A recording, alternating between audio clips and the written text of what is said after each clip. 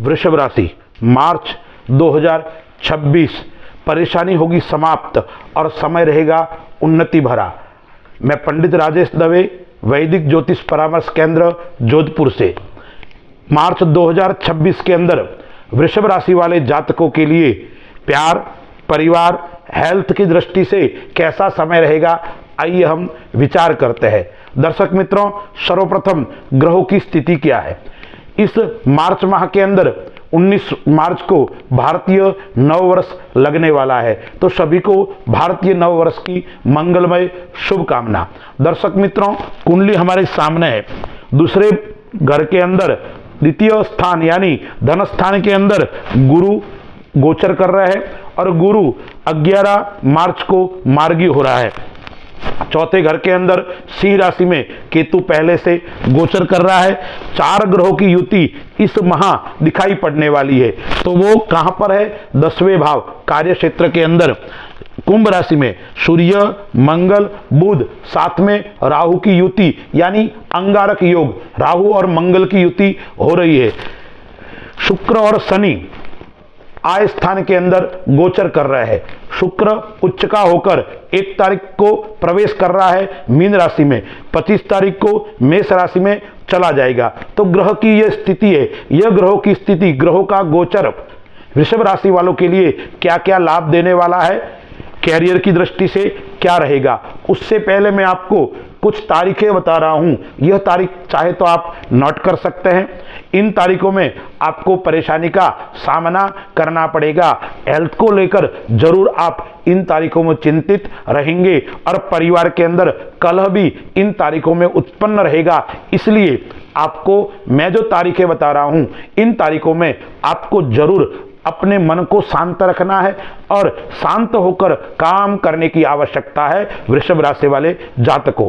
2, 3, 4, 12, 13, 21, 22, 30 एवं 31 मार्च वृषभ राशि वाले जातकों के लिए थोड़ी हानिकारक, कष्टदायक रहेगी। दर्शक मित्रों, अब हम विचार करते हैं कैरियर की दृष्टि से। तो 10वें घर के अंदर जो कैरियर का घर है, भाव है, उसके अंदर 4 ग्रहों की युति है, लेकिन सूर्य है वो 14 तारीख को कहां चला जाएगा, कुंभ राशि को छोड़कर मीन राशि में चला जाएगा। और बुध है वो वही रहेगा, सूर्य चला जाएगा। मंगल और राहु की युति अंगारक योग उत्पन्न कर रही है, और जब जब अंगारक योग उत्पन्न होता है तब तक जीवन के अंदर और विश्व के अंदर भी विस्फोटक स्थिति उत्पन्न हो रही है। तो क्या वृषभ राशि वालों के लिए होगी?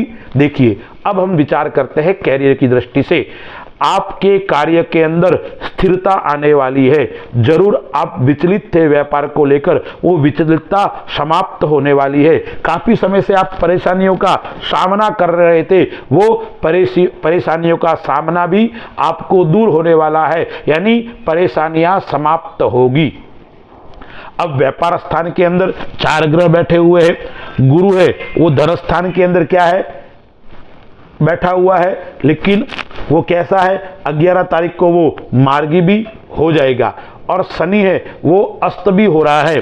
अब शनि बैठा हुआ कहां बैठा हुआ है, आय स्थान के बैठा हुआ है, शुक्र के साथ में उच्च का होकर, तो वो क्या करवाएगा, व्यापार के अंदर, कार्य क्षेत्र के अंदर सफलता तो दिलाएगा, लेकिन आपको सावधानी भी रखनी पड़ेगी, समझदारी भी रखनी पड़ेगी। कोई भी आप काम करते हो समझदारी पूर्वक करोगे, सावधानी पूर्वक करोगे तो नुकसान नहीं होगा। उतावलापन करोगे तो जरूर आपको परेशानी का सामना करना पड़ेगा।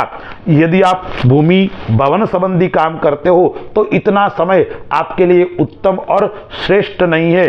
अन्य व्यापार करते हो, पैतृक व्यापार करते हो, या आप होटल संबंधी काम करते हो, रेस्टोरेंट संबंधी काम करते हो, तो ऐसे जातकों के लिए भी समय उत्तम और श्रेष्ठ रहने वाला है।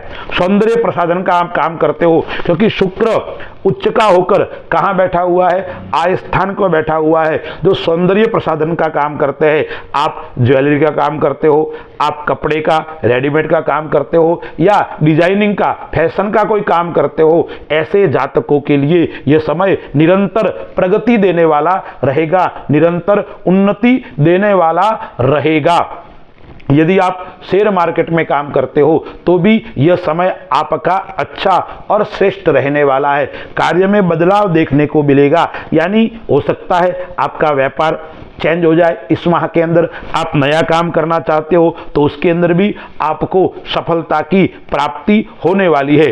शुक्र है वो 12वें घर के अंदर 25 तारीख को चला जाएगा, मेष राशि में चला जाएगा। उसके बाद में थोड़ी आपको समस्या का सामना करना पड़ सकता है। 25 तारीख तक व्यापार की दृष्टि से, कार्य क्षेत्र की दृष्टि से निरंतर प्रगति वाला रहेगा। यदि आप सरकारी सेवा के अंदर कार्यरत है, सरकारी काम करते हैं तो आपकी स्थिरता रहने वाली है। जरूर आपको नौकरी के अंदर उन्नति प्राप्त होने वाली है। नौकरी के अंदर आपको प्रमोशन भी मिल सकता है और आपका धन का आगमन अच्छा और श्रेष्ठ रहने वाला है।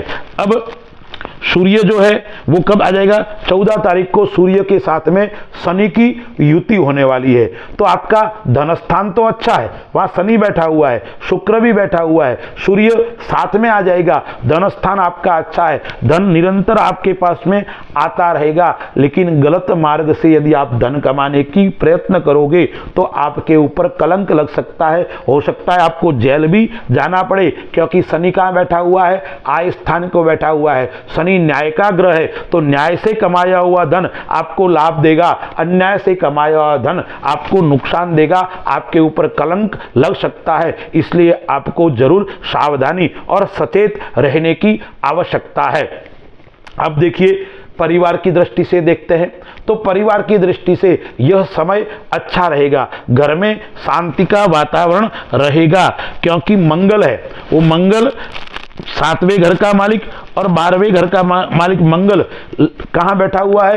केंद्र के अंदर बैठा हुआ है। तो घर में शांति तो रहेगी, घर में कोई किसी भी प्रकार का वाद विवाद नहीं रहेगा। लेकिन उसके लिए आपको प्रयत्न क्या करना पड़ेगा? घर के अंदर आपको अपने जीवन साथी के साथ में समय व्यतीत करना पड़ेगा। उनके साथ में आपको प्रत्येक बात शेयर करनी पड़ेगी। यदि आप बात को शेयर नहीं करोगे, अंदर ही अंदर बात रखोगे, तो आपको कलह घर के अंदर उत्पन्न हो सकता है। इसलिए वृषभ राशि वाले जातकों को परिवार के साथ में समय देना है, और परिवार के साथ में यात्रा योग भी बन रहा है, तो घूमने का योग भी बन रहा है, धार्मिक क्षेत्र में जाने का आपको योग बन रहा है। इसलिए यात्रा योग भी अच्छा और श्रेष्ठ है, लेकिन आपको आलस्य का त्याग करना पड़ेगा। वृषभ राशि वाले जातक, वैसे है वृषभ राशि वाले जातक आलसी होते हैं, लेकिन मार्च महीना के अंदर विशेष आपको आलस का त्याग करना पड़ेगा। जीवन साथी के साथ में बीच बीच में मैंने तारीखें बताई ना, वहां गलतफहमी उत्पन्न हो सकती है। और वो गलतफहमी दूर कैसे होगी? मैंने कहा निरंतर वार्तालाप, निरंतर उनके साथ में समय व्यतीत करने से आपकी गलतफहमी दूर रहेगी। जिद नहीं करनी है। आप प्रेम की दृष्टि से देखते हैं या आप किसी से प्रेम करते हैं, किसी के साथ में लगाव है, किसी के साथ में आपका प्रेम है, तो वो प्रेम भी विवाह के अंदर परिवर्तित हो सकता है। यानी जिसके साथ में आप लव करते हो, प्रेम करते हो, उसके साथ में आपके विवाह का योग भी बन रहा है। लेकिन प्रेम के अंदर भी आपको जिद नहीं करनी है, उस बात का विशेष आपको ध्यान रखना पड़ेगा। अब देखिए आप आर्थिक दृष्टि से देखते हैं तो आर्थिक दृष्टि से इस फरवरी माह के अंदर धन भाव के अंदर गुरु है, 14 तारीख के बाद में मार्गी हो जाएगा। तो 14 तारीख के बाद में विशेष बचत का योग बन रहा है, धन बचेगा। आप धन बचाओगे तो आपके लिए भी आगे काम आने वाला है। तो 14 तारीख के बाद में धन बचने का योग आ रहा है। लेकिन खर्च भाव के अंदर शुक्र कब चला जाएगा? 25 तारीख के बाद को चला जाएगा। तो 25 तारीख से जो 31 तारीख का समय है वो आकस्मिक खर्चे का योग बना रहा है, आकस्मिक नुकसान का योग बना सकता है। तो वो क्या करना है? उसके लिए आपको थोड़ा सावधानी, गलत खर्चा न हो उसका विशेष आपको ध्यान रखना पड़ेगा। सकारात्मकता जरूरी रहेगी। आपको इस माह के अंदर अच्छे व्यक्तियों के साथ में, अच्छे लोगों के साथ में समय व्यतीत करना पड़ेगा। जितना आप अच्छे लोगों के साथ में समय व्यतीत करोगे, इतना आपके लिए अच्छा और श्रेष्ठ है। नौकरी की दृष्टि से मैंने आपको बता दिया अच्छा और उत्तम और श्रेष्ठ है। अब हम विद्यार्थियों की दृष्टि से देखते हैं। तो जो पंचमे से विद्या स्थान का मालिक वो केंद्र में बैठा हुआ है और बुध है वो 14 तारीख को उदय भी हो रहा है। तो 14 तारीख तक बुध अस्त है और वो विद्या स्थान का मालिक है। तो विद्यार्थियों के लिए 14 तारीख तक जरूर मनमुटाव रहेगा, मन में अशांति रहेंगी, किसी कार्य के करने में उतावलापन आपको 14 तारीख तक नहीं दिखानी है और आपका मन अशांत रहेगा, एकाग्रता की कमी रहेगी, एक जगह बैठकर पढ़ने की इच्छा भी आपकी नहीं होगी, बार बार मन उच्चाटन होगा। तो 14 तारीख तक विद्यार्थियों के लिए यह समय कैसा है? मध्यम है। और 14 तारीख के बाद में विद्यार्थियों के लिए समय उत्तम और श्रेष्ठ प्राप्त कराने वाला रहेगा। अब हम विचार करते हैं स्वास्थ्य की दृष्टि से। तो स्वास्थ्य की दृष्टि से हम विचार करते हैं तो छठा घर है वो काहे का है? रोग, ऋण, व्यसन, शत्रु का है। तो छठे घर का स्वामी कहाँ बैठा हुआ है? 11वें घर के अंदर उच्च का होकर बैठा हुआ है। तो स्वास्थ्य की दृष्टि से यह मिला जुला महीना आपके लिए रहेगा, लेकिन आपको पाचन शक्ति आपकी कमजोर रह सकती है। पाचन के लिए विशेष आपको ध्यान रखना पड़ेगा। यानी क्या? आप समय पर भोजन लेना, समय पर शयन करना, यानी आपकी दिनचर्या सही होनी चाहिए। यदि आपकी दिनचर्या सही होगी तो वृषभ राशि वालों को इस मार्च माह के अंदर कोई चिंता करने की आवश्यकता नहीं है। यदि आपने अपने जीवन दिनचर्या को सही नहीं रखा तो जरूर आपके लिए कष्टदायक रहेगा। सार्थकता वाला समय रहेगा, कई प्रकार की सफलता देने वाला यह समय रहेगा, यानी निरंतर सार्थकता से ओतप्रोत इस माह के अंदर आप रहने वाले हैं। अब मैं आपको 2-3 बातें बताता हूं, आपको सावधानी क्या क्या रखनी है। एक सावधानी रखनी है, वो आप नौकरी करते हो तो आपसे जो बड़े अधिकारी है उनके साथ में आपका संबंध, आपका व्यवहार अच्छा होना चाहिए। यदि उनके साथ में आपका व्यवहार अच्छा नहीं रहा तो आपके नौकरी के अंदर, कार्य क्षेत्र के अंदर कलह उत्पन्न हो सकता है। इसलिए कोई भी काम करते हो विचार कर, सोच समझ कर, आलस्य को त्याग कर आपको काम करना है। दूसरी सावधानी आपको क्या रखनी है?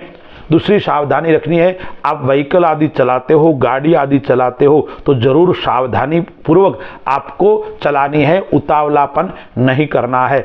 और तीसरी सावधानी आपको क्या रखनी है? तीसरी सावधानी रखनी है, माता पिता के साथ में आपको अच्छे संबंध बना के रखना है, माता पिता से आपको दूरी नहीं बनानी है। और एक सावधानी और कहता हूं, क्योंकि ग्रहण भी इस माह हो रहा है और ग्रहण भी कैसा है? चंद्र ग्रहण भी है और 17 फरवरी को सूर्य ग्रहण भी हो गया है। जब शास्त्र कहता है 2 ग्रहण नजदीक कुछ कम समय के अंतराल में आते हैं तो विस्फोटक स्थिति उत्पन्न होती है।